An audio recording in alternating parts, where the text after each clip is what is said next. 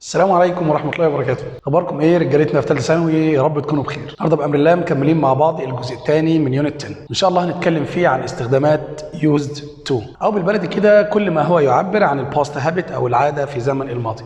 هو درس سهل ولذيذ جدا وهيبقى فيديو قصير مش هياخد معانا وقت، بس المهم إنك تركز في كام تركة جديدة ومهمة قوي عشان نفرق ما بين used to وما يساويها في المعنى. خلاص بقى انك لو اول مره تشوفني اكيد فسبسكرايب وفعل الجرس على اول، ولو من رجالتي يبقى لايك على بركه الله.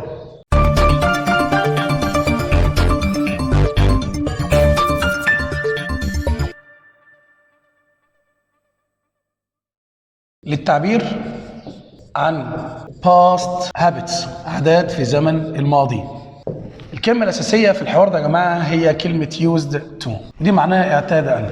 شرط استخدامها إن بيجيني قبلها الفاعل وبيجي بعدها الانفينيتيف أو مصدر الفعل، واللي بتعبر عن حاجة كانت بتحصل في الزمن الماضي دلوقتي ما عادتش بتحصل. مش هي الوحيدة طبعا اللي بتستخدم للغرض ده، يعني ممكن برضو جملتي تكون مبدوءة بفاعل وبعدين هستخدم كلمة usually اللي هي بمعنى عادة واجيب بعدها التصريف الثاني للفعل. نفس الكلام ده هيجيني بعد الفاعل was إذا كان الفعل مفرد أو where إن كان جمع، وبعدين مصطلح كده اسمه in the habit of plus الجيرند أو الفعل المضاف له ing. طريقة رابعة كمان بيقول لي إنك ممكن بعد الفاعل نستخدم no longer ودي معناها لم يعد، واللي طبعا يا جماعة لو كان الفعل اللي قبلها مفرد فبنجيب مصدر الفعل ونحط في آخره اس، اما اذا كان الفعل اللي قبلها جمع فبنجيب الانفينيتيف او مصدر الفعل بدون اضافات. حد هيقول لي ايه اللي جاب نو لونجر وهي شكلها كده بتستخدم في المضارع البسيط مع used to اللي هي اصلا ماضي او usually اللي هي ماضي او مع حتى in the habit of واللي هي فيها was aware؟ هقول لك ان الثلاث الفاظ الموجودين دول وان كان كلامنا الاساسي عن كلمه used to بتستخدم للتعبير عن عاده كانت بتتم في الماضي وانتهت يعني مش شغاله دلوقتي. طب انا لو جيت نفيت دلوقتي يبقى معناها ان كانت شغاله في الايه؟ في الماضي.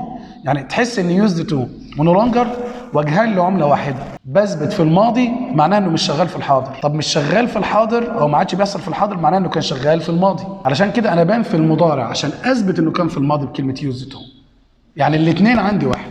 اسلوب خامس عندي او طريقه خامسه للتعبير عن العاده في زمن الماضي اللي ما عادتش شغاله، وان انا اجيب جمله اولها فاعل وبعد الفاعل ده يا جماعه استخدم دونت اذا كان الفاعل جمع أو doesn't إذا كان الفاعل مفرد، وبعدين بستخدم مصدر الفعل. الله ده جملة مضارع بسيط منفي، أيوه مظبوط، بس في آخرها بقى هنزود مين يا جماعة؟ هنزود any more أو any longer، دي اللي بتيجي في آخر جملة المضارع البسيط المنفي عشان تدي معنى لم يعد يفعل الآن، اللي هي برضو اعتاد على ذلك في الماضي. فلما نيجي مثلا في مثال وأقول she used to exploit يعني يا جماعه تستغل her time.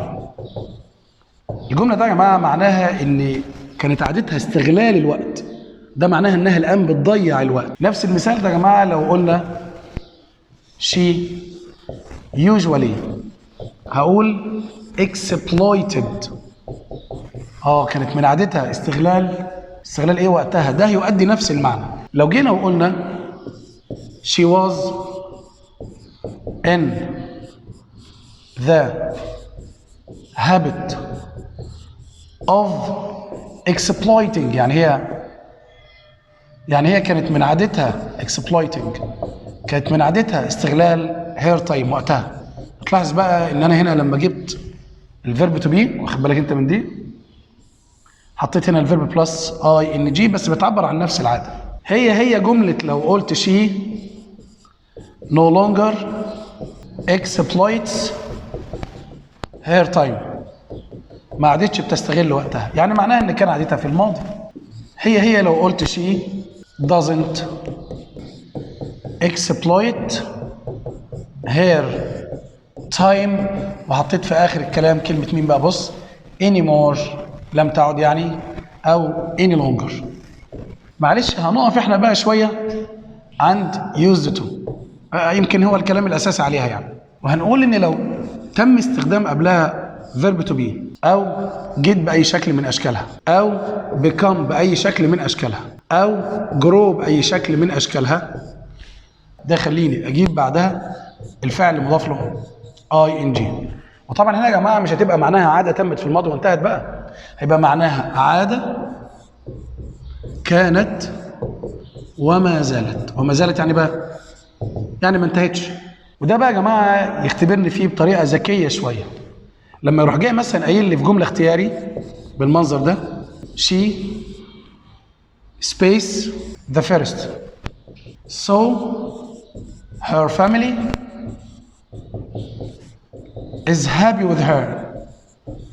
انا عايز اقول انها كانت متعوده تطلع الاولى ليه زعلتها مبسوطه منها، فجيت في الاختيارات قلت she used to come ولا is used to coming.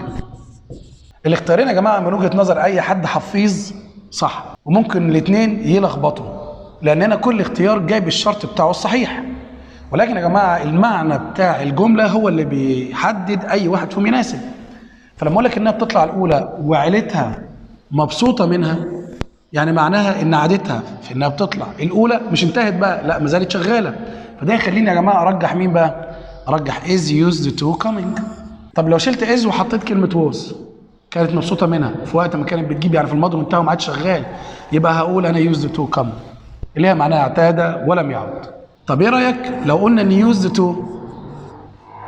لو استخدمنا قبلها الفيرب تو بي نجيب بعدها مصدر الفعل؟ هتقول لي يا عم ما تلخبطناش بقى، ما انت لسه قال الفيرب تو بي قبل يوز تو يديني الفيرب بلس اي ان جي. رجعت تاني في كلامك ليه؟ رجعت في كلامي لان انا هبدا الجمله المره دي بالاوبجكت اللي هو المفعول. امال اللي فات ده ايه؟ لا هنا كان بيجي قبلها فاعل، هنا برضو كان بيجي قبلها فاعل، يبقى فاعل هنا معناه اعتاد ان، فاعل هنا معناه اعتاد ان. اي نعم هنا العاده كانت في الماضي وانتهت، وهنا العاده كانت في الماضي وما زالت مستمره. هنا بقى مش عاده اصلا، لان بدء الجمله بمفعول قبل يوز تو يخلي معناها عندي يستخدم لي، يستخدم لي. ولو يعني الموضوع زنقك قوي وعايز تستخدم الفعل المضاف ل ان جي بعد يوز تو لما يكون معناها يستخدم لي، يا سيدي بقى شيل حرف الجر تو ده وهنحط فور، وفي الوقت ده هنستخدم فعل مضاف له اي ان جي. وبرضه ممكن نحط فيها سؤال يا جماعه محتاج شويه تركيز. ليه بقى؟ لان انا ممكن اقول باور ستيشنز، باور ستيشنز اللي هي بقى اللي هي محطات الطاقه are used to space electricity. هنختصرها بالمنظر ده. ويجي في الاختيارات يروح جاي قايل لي ميك. طبعا لما اقول ميك الكتريستي معناه يولد كهرباء، ها؟ ويقول لي ميكنج، يقول لي ميد. طبعا يا جماعه الطالب اللي حافظ القاعده يجي يقول لك هو بص يوزد تو طالما قبلها فيرب تو بي يبقى انا هجيب بعدها فعل مضاف ل اي ان جي. ولكن الطالب اللي فاهم يا جماعه يقول لك ثانيه واحده بس اشوف معنى الكلمه اللي في اول الجمله دي ايه؟ باور ستيشنز محطات الطاقه اعتادت على توليد الكهرباء ولا بتستخدم في توليد الكهرباء؟ هي مش بتشغل نفسها بنفسها يا جماعه عشان تبقى عادتها في كده، ده هي حاجه مستخدمه لتوليد الكهرباء، يعني هي هنا بالبلدي كده مفعول، اذا دي معناها يستخدم ليه، اذا هنا في وجود تو ومع الفيرب تو بي مع ذلك هختار مصدر الفعل. كان ممكن الجيرند ينفع في الحوار ده لو كان مكان تو كلمه فور. طيب لو انا حبيت بقى انفي حاجه كده يعني ممكن تكون مش مهمه قوي لكن معرفتها ما تضرش معايا. لما اجي انفي يوزد تو يا جماعه بتنفى كانها فعل ماضي عادي، فبستخدم didn't وبجيب المصدر منها، يبقى معناها لم يعتاد على، او استخدم نيفر ثم التصريف الثاني، ونفس الكلام برضه يا جماعه وبعدين تو المصدر. لما اجي اسال بسال برضه كاني بسال في زمن الماضي البسيط، فبقول did والفاعل used to هل فلان اعتاد على، او used والفاعل to بلس الانفينيتيف برضه نفس الكلام هل فلان اعتاد على، والاثنين واحد مفيش فرق بينهم. في استخدام would دي يا جماعه بتساوي used to. كمل معايا الفيديو علشان خاطر تعرف الفرق ما بين الاثنين، مهمه جدا لان فعلا هي المعلومه الجديده اللي لازم تعرفها السنه دي وانت في ثالثه ثانوي. اي نعم اتكلمنا عنها في ثانيه ثانوي شويه لكن اكيد ما حدش فاكر، راجع عليها كويس واسمع الفيديو لاخره عشان ان شاء الله باذن الله هتستفيد. في الفرق بين بقى في الفرق بين used to وما بين would، كلا الاثنين يا جماعه في البدايه كده بيجي بعديه المصدر، وكلا الاثنين عندي معناه اعتاد ان. ولكن يا جماعه عايزين نقول ان used to اشمل واعم من كلمه would، بمعنى ان كل استخدامات would هي جزء اصلا من استخدامات used to، وفي حاجات في used to بتستخدم ما ينفعش استخدم فيها كلمه would، علشان كده قلت ان used to اشمل بكتير من كلمه would في الاستخدام. يبقى احنا كده لازم نعرف ايه هي الحاجات اللي ما ينفعش استخدم فيها كلمه would عشان لما يجيني في الاختيار الحاجات دي ابقى انا عارف ان يوزد تو هي الصح مش would. لكن في جمله الاختياري خلي بالك بقى معايا، فيما عدا الحاجات اللي هكتبها دلوقتي صعب يجيب الاثنين مع بعض الا اذا كان الاثنين صح وحط لي اختيار على ان الاثنين صح. رقم 1 كلمه would، بص بقى، لا تستخدم في النفي. يعني ما ينفعش اقول I wouldn't study when I was young، انا اقول I didn't used to study. اوكي تمام مفيش مشكله. 2 ما ينفعش استخدمها في السؤال. عايز اقول لحد would you study when you were young، هل كنت متعود على المذاكره لما كنت صغير؟ لا ما اقولش would you study، غلط في السؤال، بقول did you used to study when you were young.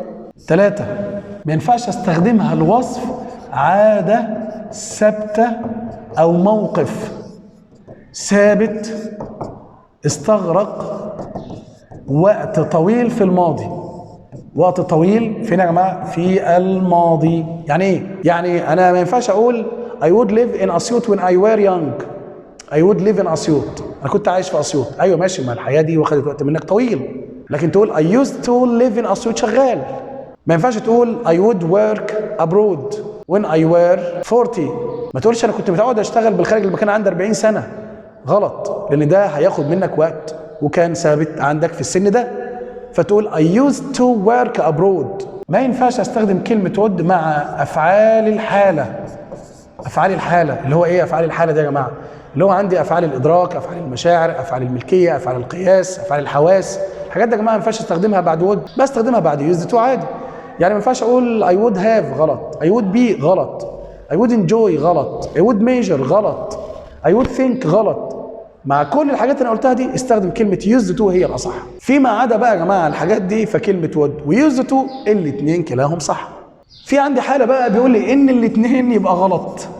يوزد تو وكلمه وود الاثنين عندي استخدامهم مش صح لو حددت وقت وقوع الفعل في الماضي. وقت وقوع الفعل في ايه يا جماعه؟ في الماضي. اللي هو لو جيت وقلت مثلا I space abroad in 2012 وعايز اقول لك انا سافرت بالخارج في 2012 وراح جاي قايل لي كلمه traveled وقال لي used to travel وقال لي would travel. الثلاث اختيارات كلهم في زمن الماضي. دي عاده ودي عاده وده حدث تم في زمن الماضي. طب الفيصل عندي فين يا جماعه في الحوار ده كله؟ لما راح جاي محدد لي وقت وقوع الفعل في الماضي ده يخليني ما استخدمش لا دي ولا دي واستخدم الماضي البسيط فقط لا غير. وبهنا ان شاء الله يكون الفيديو بتاعنا انتهى. اتمنى يا رب تكون استوعبت. كمل حل على طول بامر الله واستنى الكلمات بتاعه الوحده العشره مع بعض الاخر المنهج ان شاء الله. ربنا يوفقنا جميعا والسلام عليكم ورحمه الله وبركاته.